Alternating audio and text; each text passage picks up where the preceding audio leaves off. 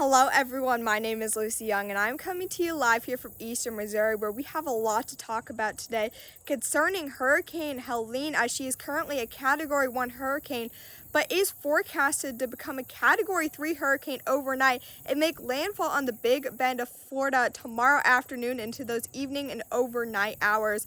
Helene is forecasted to bring some extreme storm surge, especially along the Florida coast, as the storm surge warnings are really all across the western coast of Florida, and especially where the Big Bend region is. The National Hurricane Center is calling for anywhere from 15 to 20 feet of storm surge could be possible in some localized areas. That is definitely not something to mess around with. So definitely, if your county is stressing for you to evacuate and get out of there, consider that. Don't just shrug it off your shoulder.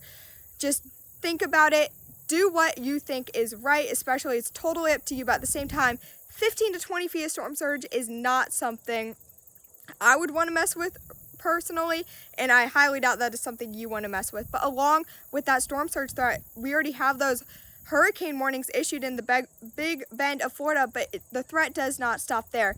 It keeps going. As Helene moves further inland, we do have those tropical storm warnings already issued in parts of Georgia, South Carolina, North Carolina, Virginia, and almost all the way up into Tennessee. So definitely still be remaining safe and weather aware if you are in those areas.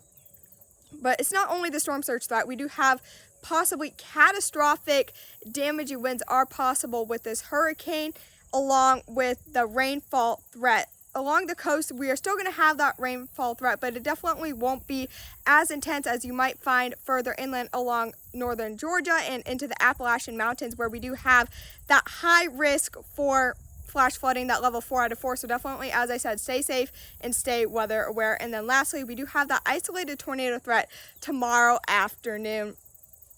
Just some things you can do to prepare for hurricanes. You can definitely make any last preparations right now, as it will be too late even going into tonight, and gather any bottled water.